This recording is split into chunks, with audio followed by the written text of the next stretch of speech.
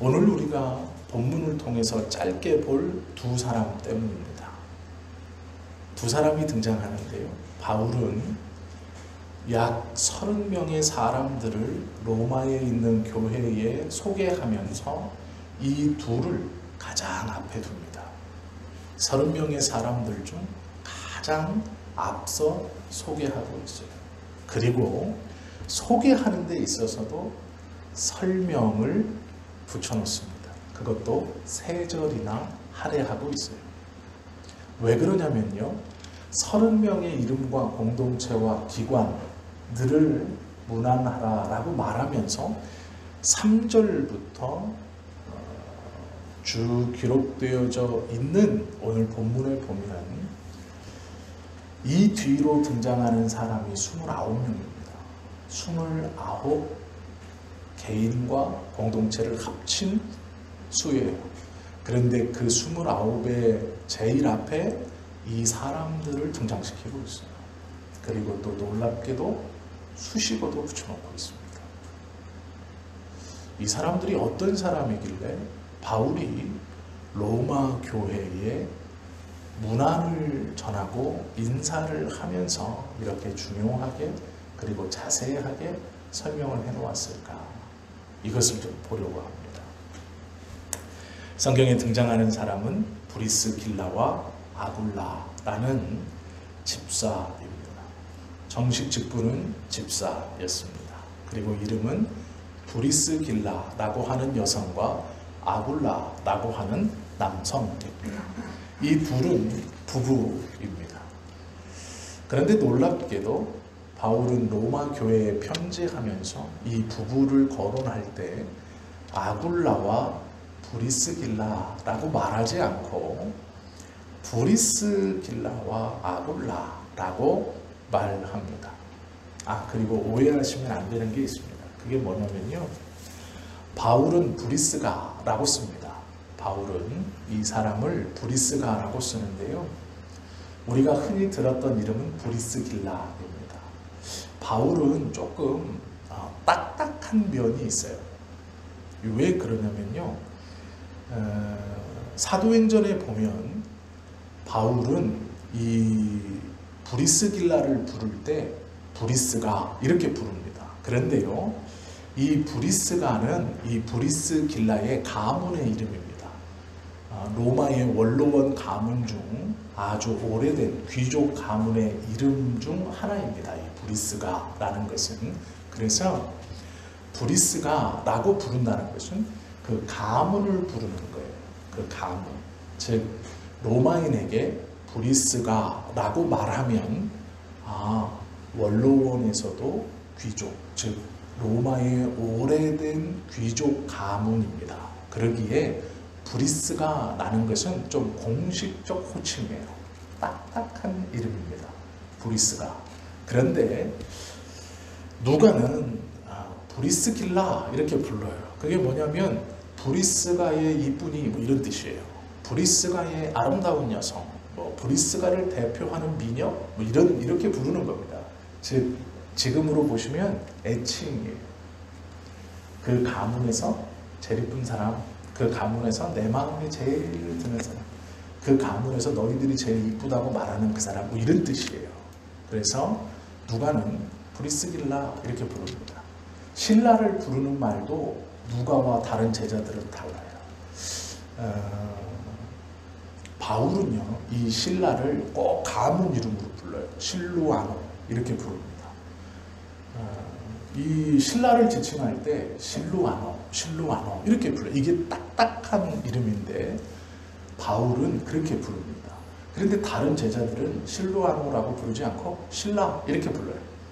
그 가문의 아들 이런 뜻이에요. 그 가문의 멋쟁이 이런 뜻입니다. 즉 남자에게 붙이는 남성성을 붙여서 그냥 신라 이렇게 불러요. 그런데 바울은 꼭 실루아노 이렇게 부릅니다. 이것이 바울의 특징이에요. 공식적인 이름을 불러줍니다. 이게 바울의 성격을 좀 보여주는 거예요. 아무리 친밀해도 바울은 좀 이렇게 딱딱한 호칭들을 사용합니다. 그러나 다른 제자들은 이렇게 조금 애칭으로 불러요. 그래서 성경에서 이름이 비슷한데 라고 보면 바울은 이렇게 부르는데 다른 사람들은 이상하게 부르네라고 하면 같은 이름인 경우들이 참 많이 있어요. 그래서 오늘 본문에 보시면 브리스가라고 기록되어 있는데요. 저는 이 브리스가라고 부르려고 노력은 하겠지만 브리스길라가 입에 더 이렇게 붙어 있습니다. 왜냐하면 이 로마서 외에는 대부분 다 브리스길라라고 기록되어 있어요. 그래서 아마 우리 성도님들에게도 그 이름이 친숙할 것 같습니다.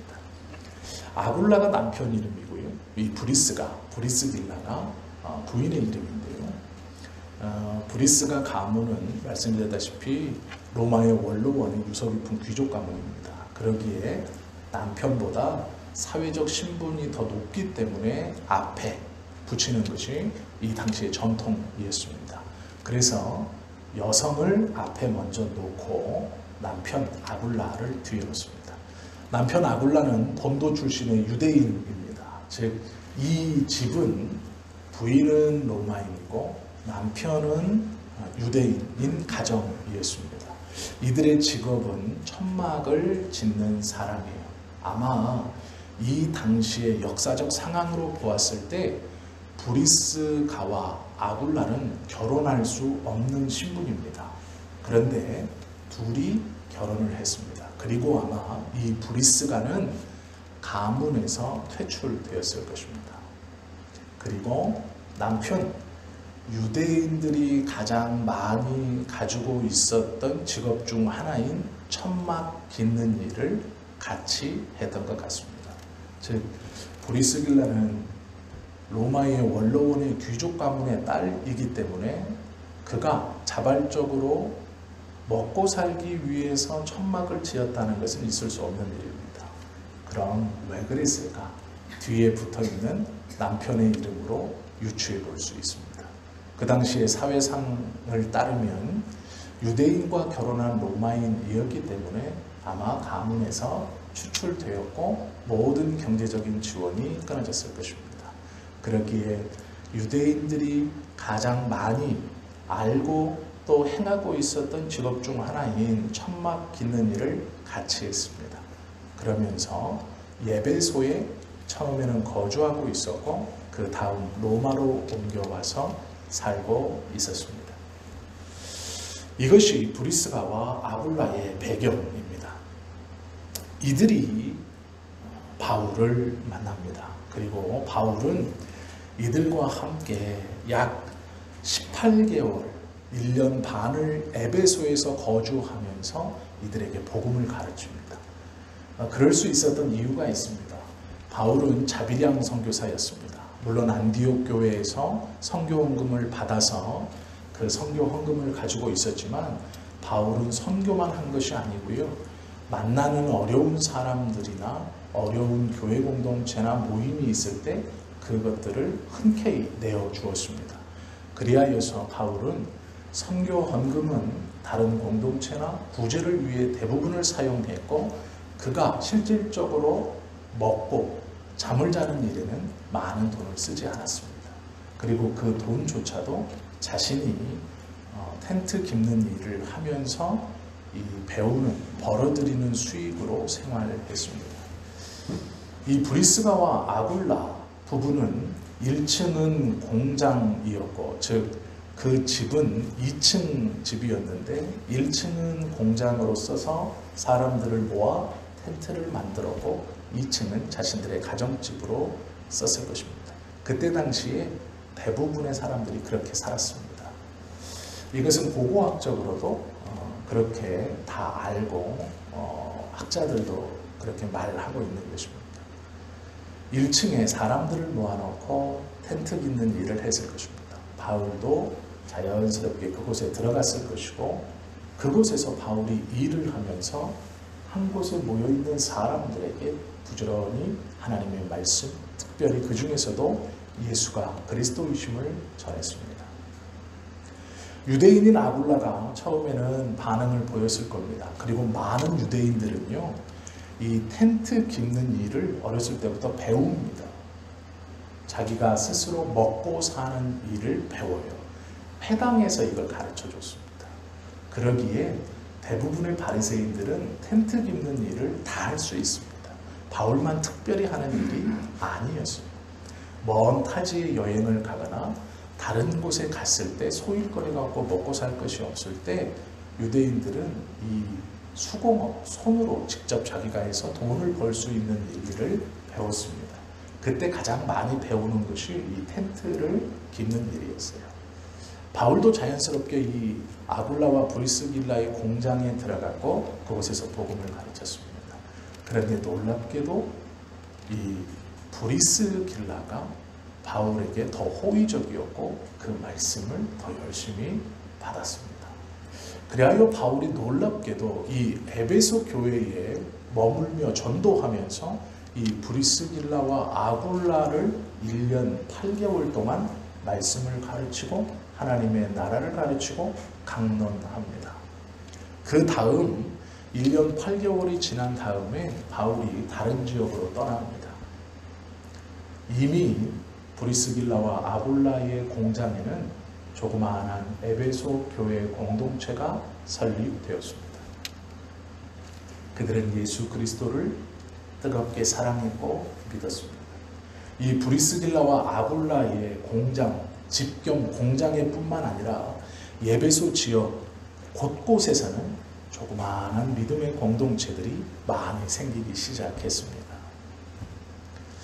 이 에베소 지역은 과거에서부터 아데미 신상을 섬기던 지역입니다. 인터넷에서 아데미를 찾아보시면 그림이 좀 잘 나오는데요. 우리가 생각하는 미국에서 있는 횃불을 들고 있는 평화의 여신상, 그 모양을 상상하시고요. 그 머리에 그 크라운 관 대신 첨성대 같은 탑을 쓰고 가슴은 보통 여자들이 2개 있지 않습니까? 그런데 그게 20개가 달려 있습니다. 가슴이 아데미상에는 배꼽 위에까지 이 가슴이 20개가 있습니다. 그리고 주변에 토끼들이 그려져 있고 아마 활이 바닥에 떨어져 있을 것입니다. 이게 아데미 여신을 상징하는 모양입니다. 이 아데미 여신이 에베소에 얼마나 오랫동안 숭배받아 왔는지 나중에 예수님이 돌아가시고 400년 정도 지났을 때 교회가, 이 에베소에 있는 교회가 놀랍게도 이 아데미 여신을 향해서 예수님의 어머니라고 호칭합니다. 즉 그만큼 뿌리 깊게 에베소 교회에서 가장 숭상받던 여신이 아데미입니다. 초대교회 약 4세기에 예수님의 어머니라고 둔갑되어서 교회에서도 섬겨질 정도로, 그리고 바울이 이 에베소에 편지할 때에도 편지하면서 그 아데미 여신을 섬기지 않아야 한다라고 말했음에도 많은 에베소 교인들은 아데미도 섬기고 예수님도 믿었습니다. 그만큼 이 아데미 여신은 에베소에 뿌리 깊게 내려 앉아있는 여신이었습니다. 사람들은 그냥 당연히 믿어야 하는 신이라고 생각했습니다. 심지어는 예수님조차도 그의 아들이다 라고 에베소에 있는 교회조차도 그렇게 인정하고 그것을 공표할 지경에 이르렀던 상황도 있었을 정도입니다. 그 정도의 동네에서 예수님을 순수하게 믿는다라는 것은 쉽지 않은 것입니다. 그 공동체가 생겼습니다. 그러나 매우 어려웠을 것입니다. 바울이 떠나고 얼마 뒤에 그 에베소 지역에 아볼로라고 하는 사람이 들어옵니다. 이 아볼로는 구약의 정통한 사람이었습니다. 그래서 회당을 돌아다니면서 구약을 풀이하며 예수 그리스도를 전합니다. 즉 구약에서 하나님이 약속해 주신 메시아를 열심히 전했습니다. 이 아볼로는 굉장히 언변에 뛰어났던 사람입니다. 그리고 구약에 정통했던 학자였습니다. 그러기에 그의 논리는 막힘이 없었습니다. 브리스길라와 아굴라도 이 아볼로의 설교를 들었습니다. 그리고 그가 구약의 정통한 사람이라는 것을 알았습니다. 그런데 그는 세례 요한의 세례까지만을 전달했습니다. 예수 그리스도와 하나님의 구원의 계획과 그리스도를 믿어 이르는 구원은 전하지 못했습니다. 브리스길라와 아굴라는 이 아볼로를 모셔서 그와 대화를 하면서 예수 그리스도에 대해서 이야기해 줍니다. 사도행전 18장 26절에 보면 이렇게 기록되어 있습니다. 그가 회당에서 담대히 말하기 시작하거늘, 여기서 말하는 그가 아볼로입니다. 제가 이해 쉽게 읽어드리겠습니다. 아볼로가 회당에서 담대히 말하기 시작하거늘 브리스길라와 아굴라가 듣고 데려다가 하나님의 도를 더 정확하게 풀어 이르더라. 이렇게 설명하고 있습니다.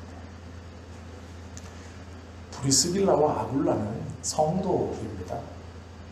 나중에 집사가 되었지 지금은 집사도 아닙니다.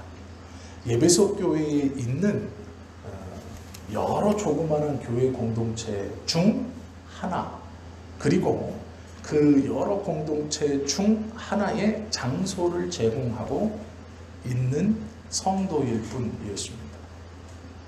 그 브리스길라와 아굴라가 회당에 가서 예배를 드리던 중 아볼로라는 구약의 정통한 유대인의 촉망받고 존경받는 사람이 와서 구약을 풀며 하나님의 구원의 계획을 전하고 세례 요한까지 이야기했습니다. 그를 집에 정중히 모셔서 예수님에 대해서 바울에게 1년 8개월 동안 배웠던, 1년 6개월 동안 배웠던, 약 18개월을 머물면서 함께 공부했던 그 예수 그리스도와 하나님의 나라에 대해서 아볼로에게 가르쳐 줍니다. 즉 하나님의 도를 더 자세히 풀어서 설명합니다. 이것은 말씀에 정통하지 않고는 있을 수 없는 일입니다. 제가 왜 이 말씀을 드리냐면 아볼로와 브리스길라 그리고 이 아굴라, 이 세 사람의 관계에서 중심적인 역할을 하는 것이 하나님의 말씀입니다. 브리스길라는 하나님의 말씀을 열심히 있게 배웠고 또 가르칠 수 있을 만한 사람이었습니다. 아볼로를 가르칠 만한 사람이었습니다. 성경은 목회자가 가르치는 것이고 우리는 그냥 들으면 되는 거지. 아니요, 그렇지 않습니다. 하나님의 말씀은 하나님의 선택받은 모든 사람이 열심으로 배우기를 힘써야 합니다. 성경을 읽어야 합니다. 그리고 그 뜻을 이해하기 위해서 기도해야 합니다. 브리스길라와 아굴라는 이 일에 열심이었습니다. 그리고 아볼로에게 그것을 가르쳐 줄만 했습니다. 그 뒤에 바울이 다시 에베소에 방문하여 3년 동안 또 에베소 지역에서 하나님의 말씀을 가르칩니다. 이때에 브리스길라와 아굴라가 얼마나 열심히 했겠습니까? 그리고 이때 집사가 됩니다. 우리 성도님들은 너무 소박합니다. 성경은 목사가 공부하는 것이고 우리는 그냥 잘 들으면 되지 라고만 생각하십니다. 아니요, 그렇지 않습니다. 하나님께서는 당신의 모든 백성이 당신의 말씀을 직접 듣고 직접 행하고 직접 알기를 원하시는 분입니다. 중간에 당신의 말씀을 해석해야 될 중간 매개체가 있는 것은 원치 않으실 것입니다. 우리 성도님들도 직접 하나님의 말씀에 열심히 있어야 합니다. 성경을 읽으셔야 하고 직접 그 말씀대로 살아가기 위해 노력해야 합니다. 브리스길라와 아굴라처럼 말입니다. 바울이 로마서 16장 5절에 보면 이 아굴라와 브리스길라를 이야기하면서 또 하나 넣는 것이 있습니다. 그게 무엇이냐면 또 저희 집에 있는 교회에도 문안하라. 내가 사랑하는 에베네도에게 문안하라. 그는 아시아에서 그리스도께 처음 맺은 열매니라 라고 말합니다. 이 당시의 교회는 지금처럼 단독 건물을 가지고 수많은 사람들이 모여서 예배하던 때가 아닙니다. 어쩌면 저희처럼 20명 안팎의 소수의 인원이 모여서 함께 예배하고 함께 일하고 함께 먹고 마시며 살아갔던 공동체였을 것입니다. 브리스길라와 아굴라는 자신의 집을 이 모임의 장소로 기꺼이 내어 놓았습니다. 예배소 지역에 있을 때 바울과 함께 교회를 함께 이끌어갔다라는 것입니다. 1층은 일터로 2층은 자신의 주택이었지만 그것을 개방하여서 사람들이 모여 하나님의 말씀을 배우고 또 하나님께 예배하는 일에 쓰일 수 있게 하였다라는 것이죠. 브리스길라와 아굴라는 그 시대에 자신이 감당할 수 있는 최선의 일을 힘을 다해서 감당했습니다. 이것이 이들 부부의 두 번째 모습입니다. 첫 번째는 말씀을 배우는 일에 열심이었고 두 번째는 그들이 감당할 수 있는 일을 감당하며 하나님의 일을 함께 했다라는 것입니다. 세 번째는 헌신된 삶의 모습을 보여주었습니다. 오해하지 마십시오. 로마서 16장 4절에 보면 이렇게 말씀되어 있습니다. 저희는 내 목숨을 위하여 자기의 목이라도 내어 놓았나니 나뿐 아니라 이방인의 모든 교회도 저희에게 감사합니다. 브리스길라와 아굴라가 바울을 위해서 목을 내놓았답니다. 이게 무슨 일일까? 우리는 성경을 통해 이 일을 짐작해 볼 수 있습니다. 이곳에서 이것 때문이다 라고 말하진 않지만 예배소 지역은 아까 말씀드렸다시피 아데네 여신을 섬기는 지역입니다. 그냥 섬겼던 게 아니라 예배소라는 이 도시 전체가 아테네 여신, 아데네 여신이라는 이 아데네를 열광적으로 섬겼던 곳입니다. 어떠한 다른 신도 이 아데미라는 여신을 위협할 수 없을 정도였습니다. 그런데 바울이 들어와서 이곳에 교회들이 들어서기 시작합니다. 즉 아데미 여신을 섬기지 않는 다른 종교가 들어온 것입니다. 사도행전에 보면 아데미의 은장색의 반란이라고 표시되어 있습니다. 이게 무엇이냐면 아데미의 은장색이라는 것은 아데미를 조각하여 팔던 것으로 먹고 사는 사람들, 즉 우상을 깎아 아데미 우상을 깎아서 팔아 먹고 사는 사람들이 아데미 여신을 믿지 않는 이방인 모두를 죽이려고 했던 일이 벌어집니다. 즉 너희들을 이 도시에서 다 축출시켜버리겠다 하고 그들이 칼을 들고 이방신을 믿는 자들을 죽이려고 하는 일들이 벌어집니다. 이것을 아데미 은장색의 반란이라고 부릅니다. 아데미를 깎아 팔던 사람들이 이방인, 즉 이방신을 섬기는 사람을 죽이려고 했습니다. 바울의 말을 듣고 바울을 죽이려고 찾아왔을 것입니다. 이때 적극적으로 그 앞을 막아서 바울의 목숨을 구해준 것이 브리스가와 아굴라였을 것입니다. 특별히 브리스가였을 것입니다. 그는 자기가 로마 원로원에 있는 귀족의 따님을 내세우면서 그들을 잠재웠을 것입니다. 바울의 생명을 구해 주었을 것입니다. 바울은 그 사건을 계기로 그들은 나를 위하여 자신의 목이라도 내어 놓을 사람들이다 이렇게 표현한 것입니다. 이들은 하나님의 나라를 위해서 무엇이 중요한 것인가를 알았습니다. 자신이 감당할 수 있는 한도에서 그 안에서 자신이 무엇을 감당해야 하는가 기꺼이 헌신할 수 있는 사람들이었습니다. 바울의 목숨이 귀중했던 게 아닙니다. 우리가 이것을 헷갈리면 안 됩니다. 브리스가와 아굴라가 바울의 목숨을 위해서 그 아데미 은장색들과 싸우고 그들을 막아섰던 것은 바울의 목숨이 아니었습니다. 하나님의 나라의 전파가 막히는 것을 염려했기 때문입니다.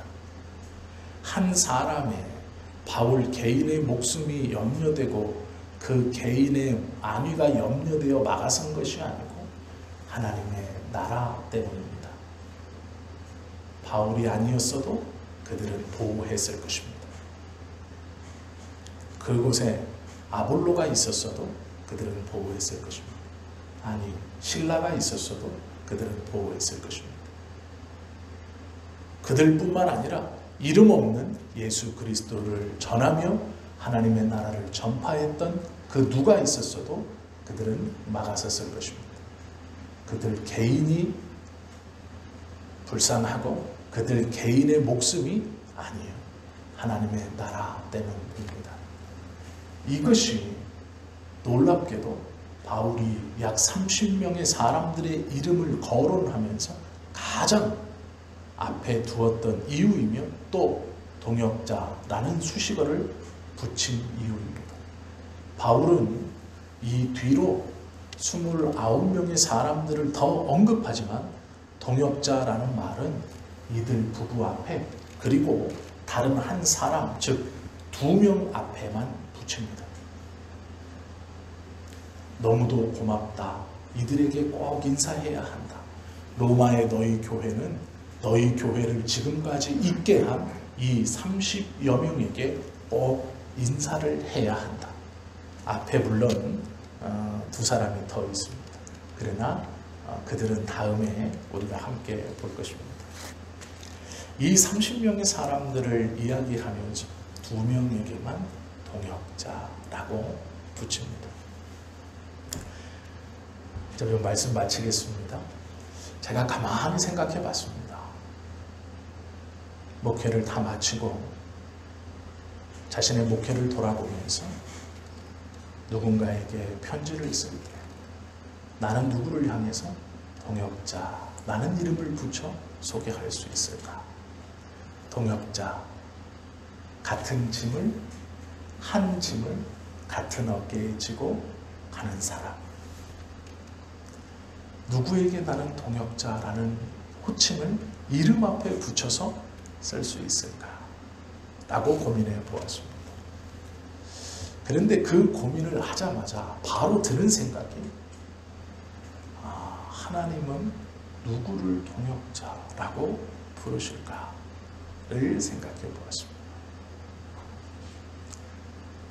소원하고 기도하기는 우리 성도님들 모두가 이 동역자가 되기를 바랍니다. 우리 주님께서 인정하시는 동역자가 되시기를 바랍니다. 브리스가와 아굴라 부부처럼 말씀에 열심을 가지십시오.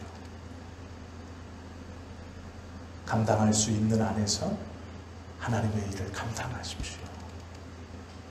그리고 헌신됨을 기뻐하십시오.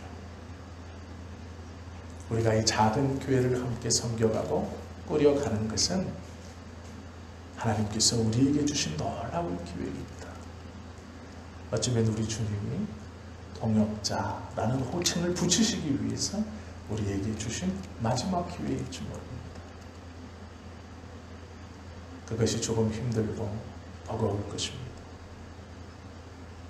아데미 은장색들의 그 살기를 막아섰던 브리스가와 아굴라의 삶은 녹록지 않았을 것입니다. 그 작은 교회를 섬겨가는 그들의 삶은 결코 편하지 않았을 것입니다. 그런데 놀라운 것은요, 이들이 예배소에서 그 어려움을 겪고 죽음의 위기도 넘기고 그러면서 그 예배소에서 그 작은 교회를 섬깁니다. 그리고 이들이 나이가 들어서 로마로 옮겨갑니다.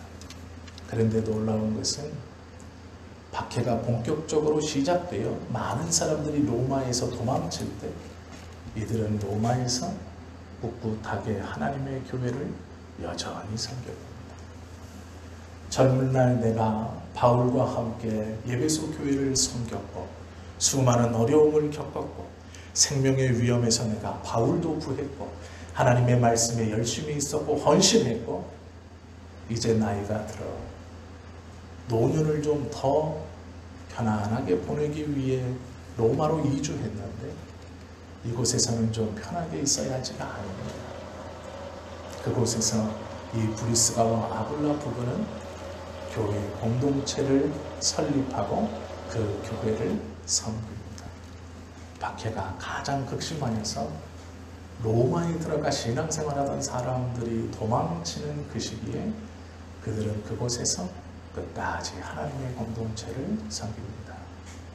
그러기에 바울이 그 로마 교회에 편지하면서 동역자인 브리스가와 아굴라에게 문안하라. 또한 그들의 교회에게도 문안하라 말할 수 있는 것입니다. 그들은 복음을 받아들이고 믿었습니다. 그리고 그것이 그들의 삶을 완전히 바꾸어 놓았습니다. 그리고 놀랍게도 젊어서뿐 아니라 나이가 들어서도 동일하게 하나님의 공동체를 부지런히 섬겼습니다. 그리고 그들을 소개할 때 그들의 앞에는 너무도 귀한 수식어인 동역자라는 이름이 붙어 믿음의 후세대인 우리들에게 지금도 동역자 브리스가와 아굴라라고 소개되고 있습니다.